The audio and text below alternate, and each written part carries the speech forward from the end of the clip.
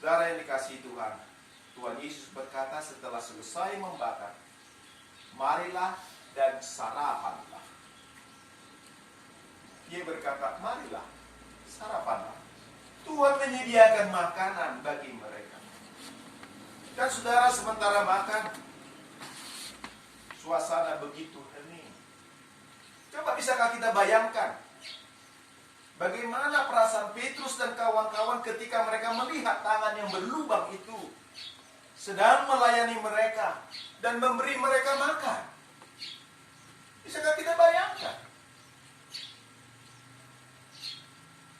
Jangankan Yesus, kadang-kadang kalau orang yang terhormat saja misalnya datang pada kita, lalu dia mengambilkan piring kita atau memberikan minuman pada kita, kita pasti merasa sungkan, merasa terharu. Karena dia orang terhormat, apalagi dia pejabat, orang besar, orang kaya atau sebagainya, kok masih mengambil piring diberikan. Nah ini apalagi Tuhan. Mereka tahu itu Tuhan yang baru saja disalibkan, yang baru saja disangkal oleh mereka, tetapi yang kemudian bangkit dan hidup melayani mereka kembali. Saudara yang dikasihi Tuhan, melalui peristiwa ini tampaknya Tuhan sedang mengatakan kepada Simon Petrus dan teman-temannya, Simon, Thomas, dan sebagainya, aku tahu bahwa kamu masih sulit memaafkan dirimu dan melupakan kegagalan-kegagalanmu ketika kamu menyangkal aku di depan banyak orang. Demikian pula kekecewaanmu atas ketidakpercayaanmu ketika Maria Magdalena memberitahu kamu bahwa aku telah bangkit dan hidup. Dan juga kamu Thomas. Aku tahu kalau kamu masih belum bisa move on dan memaafkan dirimu atas sikapmu yang tidak mau percaya bahwa aku telah bangkit sebelum kamu melihat aku dan melihat bekas paku yang ada pada tanganku dan lambungku yang berlubang. Aku tahu semua kegagalan kalian. Dan karena itulah kamu enggan melakukan tugas pengutusan yang telah kuberikan kepadamu. Akan tetapi aku telah memaafkanmu. Aku telah mengampunimu.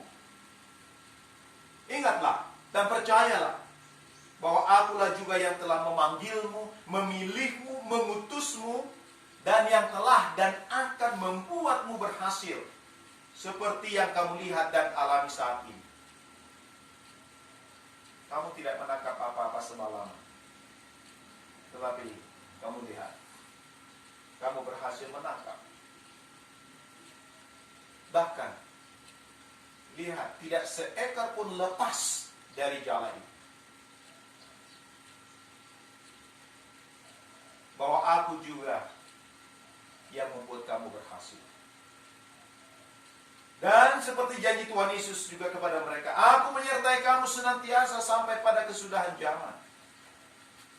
Lalu Petrus, di dalam ayat-ayat selanjutnya, Tuhan mengatakan kepadanya, gembalakanlah domba-dombaku. Gembalakanlah domba-dombaku. Jangan takut, aku menyertai kamu. Jangan takut, akulah yang membuatmu berhasil. Bukan karena kehebatanmu, bukan karena ketekunanmu, tidak, tetapi karena aku. Tetapi dengarkanlah suaraku, dengarkanlah firmanku. Ketika aku berkata, tebarkan jalamu, engkau menebarkannya. Firman itu bekerja di dalam hatimu. Firman yang kamu dengar itu membuat kamu berhasil. Sehingga kamu percaya, meskipun itu adalah sesuatu yang tidak masuk akal. Tetapi karena Tuhan yang berfirman, karena aku yang berfirman, maka engkau pasti berhasil. Demikianlah tampak nyata saudara-saudara yang dikasihi Tuhan, bahwa kasih setia dan belas kasih Tuhan tidak pernah berkesudahan kepada Petrus dan teman-temannya. Misericordias Domine. Kasih setia Tuhan, belas kasihan Tuhan. Itulah nama minggu kita hari ini. Betapapun engkau telah berdosa, dan sedalam apapun kejatuhanmu ke dalam dosa, Tuhan selalu mencarimu untuk dilayaninya, untuk diampuninya, dan untuk dipulihkannya. Karena itu jangan abaikan panggilannya dan kesempatan yang diberikannya. Terimalah pelayanannya yang disediakannya melalui gerejanya. Tuhan menyediakan pelayanannya melalui gerejanya, melalui rumah kudusnya, melalui hamba-hamba yang dipanggilnya. Mereka semua disediakan bagimu hanya untuk melayanimu, agar engkau dapat melayaninya kembali. Sebab tanpa pelayanan Tuhan kepadamu, engkau tidak akan bisa melayani. Saudara yang dikasihi Tuhan, misericordias Domine. Belas kasihan Tuhan. Belas kasihan Tuhan, kasih setia Tuhan bagimu, bagi semua orang, siapapun, dicari oleh Tuhan. Dia tidak pernah mengabaikan, dia tidak pernah menolak siapapun, selagi mereka mendengarkan suaranya, dan mau bertobat, mau mengaku dosanya, mau menyesali. Itulah sebabnya saudara, pemberitaan Injil selalu berakhir pada anugerah, bukan berakhir pada hukum. Berakhir pada kasih karunia Tuhan. Karena Tuhan datang melayani. Memang dosa kita dibongkar seperti Petrus tadi. Dibongkar oleh Tuhan, dibuat mereka bersalah. Dibuat hati mereka sampai mereka menyadari betapa kegagalan-kegagalan mereka.